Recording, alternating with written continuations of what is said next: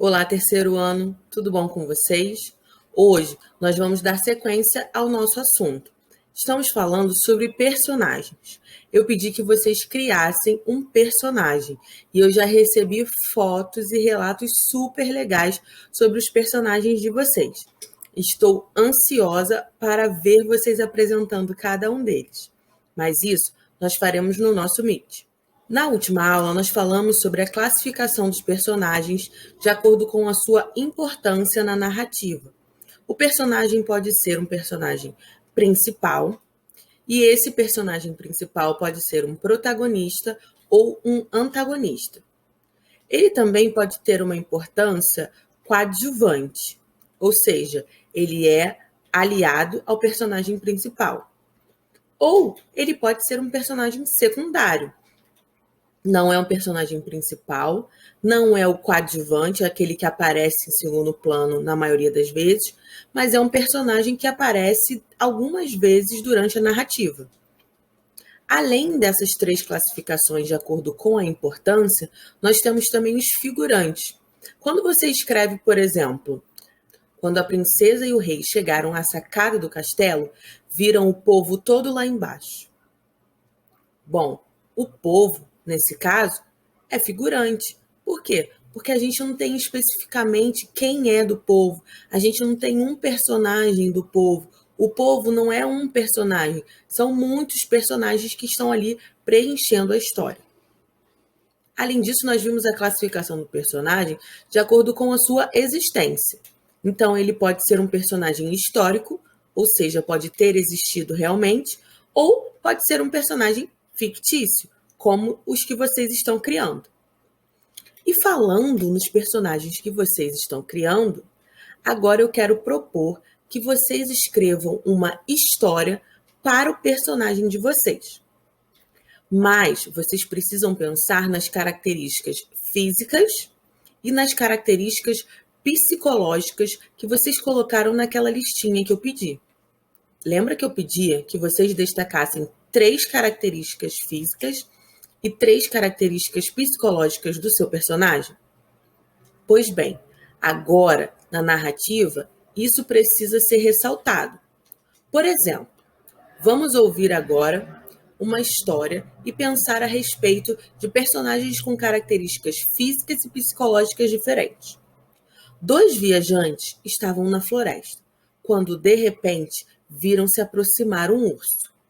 Vamos parar por aqui e pensar. Dependendo da característica física que você deu para o seu personagem, ele terá uma reação diante do aparecimento do urso. Ele pode talvez correr, subir numa árvore, ou, dependendo, voar, se fingir de morto, não sei.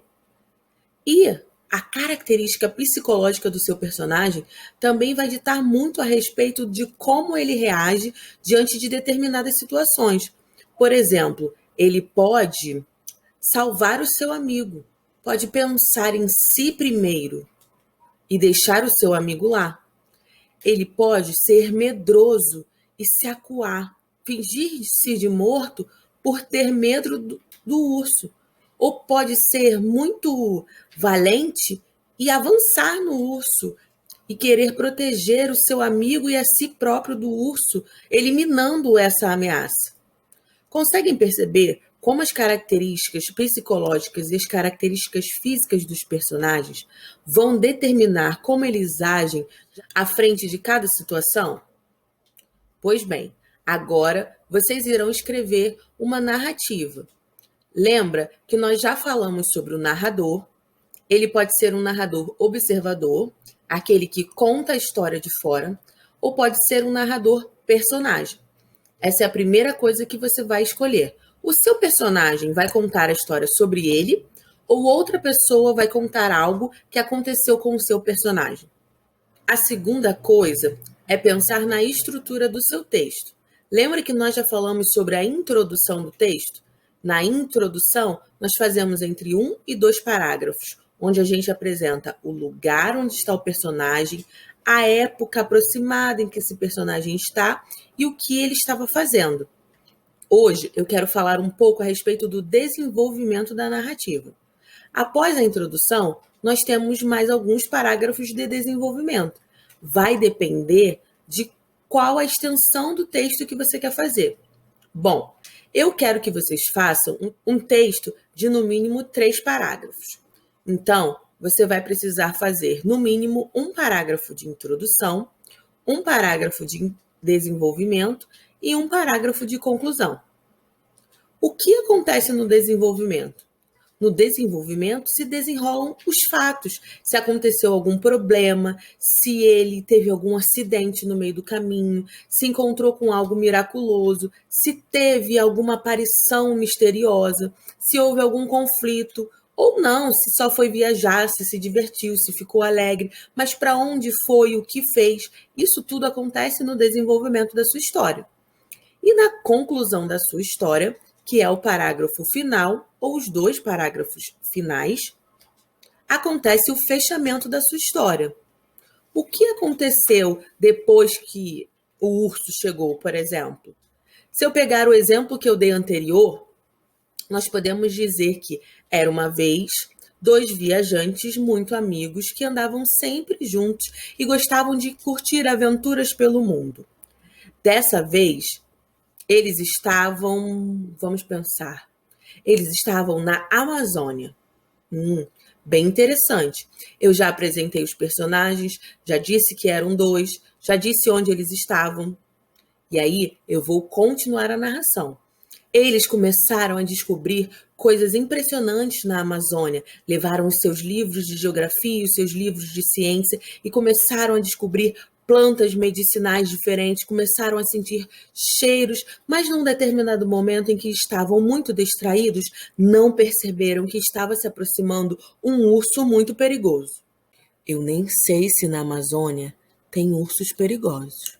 Eu sei que tem onça, tem leopardo, mas urso eu não sei. Mas vamos continuar a história assim mesmo. Vou abrir aqui um parêntese para vocês.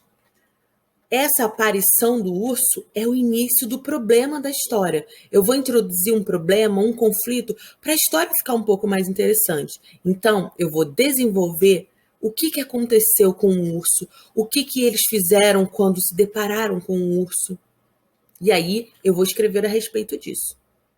Para fechar o meu texto, eu vou dizer que eles conseguiram se safar do urso. Ok? Isso eu vou dizer no finalzinho do desenvolvimento. Vou prender a atenção do leitor para a minha história.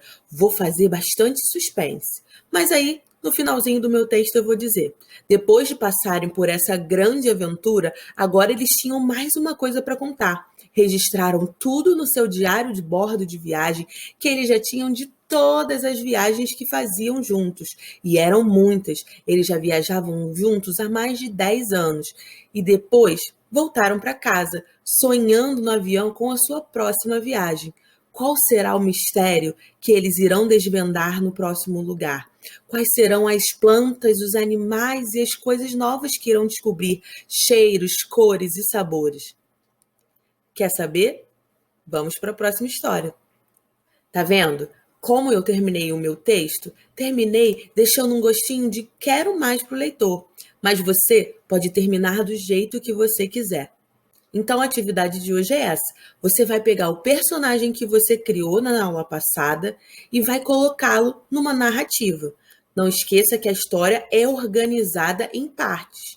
A introdução da história, o desenvolvimento da história e a conclusão da história. Ok? Depois que você escrever o seu texto bem legal, tira uma foto de perto que fique bem legível e manda para mim, ou pela agenda ou pelo meu e-mail que está aparecendo aí no vídeo nesse momento, tá bom? Eu estou esperando ansiosa para ver os personagens de vocês em ação. Ah, e aqueles personagens que tinham superpoderes, eu espero que eles usem nessa história, tá bom? Deixem a criatividade de vocês fluir na história de hoje. E depois, manda aquela foto para mim, tá bom? Um beijo e até a nossa próxima aula.